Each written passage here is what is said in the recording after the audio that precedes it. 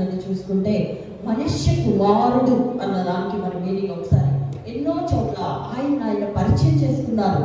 మనుష్య కుమారుడుగా పరిచయం చేసుకున్నారు. మత్తయి సువార్త 8వ అధ్యాయం 20వ వచనంలో ఒకసారి చూడండి. అంటే నక్కలకు ఇక్కడ ఎక్కడ ఉంటున్నామని అడిగినప్పుడు ఒకసారి చూద్దాం. మత్తయి సువార్త 8వ అధ్యాయం 20వ వచనంలో త్వరగా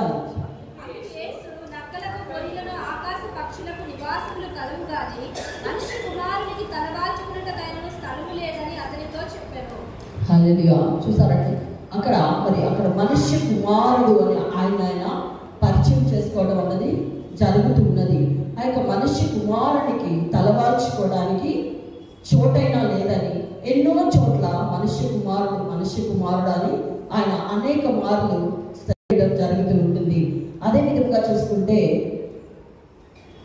ఈ యొక్క దానియేలు ప్రవచనంలో కూడా దానియేలు 7వ అధ్యాయం 13-14లో ఆకాశ మేఘారుడై వచ్చి సర్వాధికారాన్ని పొందే మెస్సియాను మనుష్య కుమారుడు అని ప్రవచించారంట.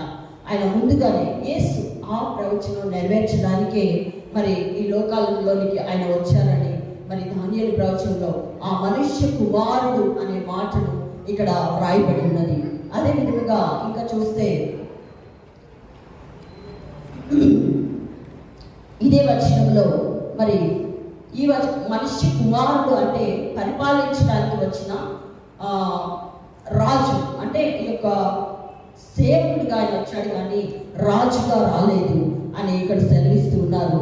ఆయన యొక్క సమర్పణ జీవితంతో మన మధ్యకి వచ్చారు కానీ ఆయన పరిచారకుడిగా ఒక దేవుని స్థానంలో ఉన్నప్పటికీ కూడా మన మధ్యకి ఒక పరిచారకుడిగా తగ్గించుకొని వచ్చారని, ఒక మనుష్య కుమారుడిగా మన మధ్యకి వచ్చారని రాయబడి ఉన్నది. అదే విధంగా లోకంలో అనేక మంది మరి రాజులు, అధికారులు ఎంతో మంది మరి సేవ చేయించుకుంటారంట కానీ యేసయ్య మరి సర్వలోకాన్ని సృజించిన యేసయ్య మరి మనుషులకు సేవ చేయడానికే వచ్చానని చెబుతూ ఉన్నారు. అదే విధంగా మరి ఎంతగానో తగ్గించుకొని శిష్యులు పాదాలు కడిగిన వారిగా ఉన్నారు.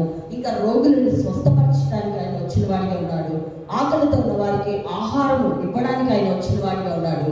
ఇంకా శిష్యుల అవసరాలు తీర్చి అనేక మందిని ఓదార్చే వారిగా ఆయన సేవా పరిచయంలో ఇలాంటివి ఎన్నో మరి జరిగినాయని తెలుస్తూ ఉన్నది. మనిషి కుమారుడిగా వచ్చిన మరి దేవాది దేవుడు మరి అనేకుల కోసం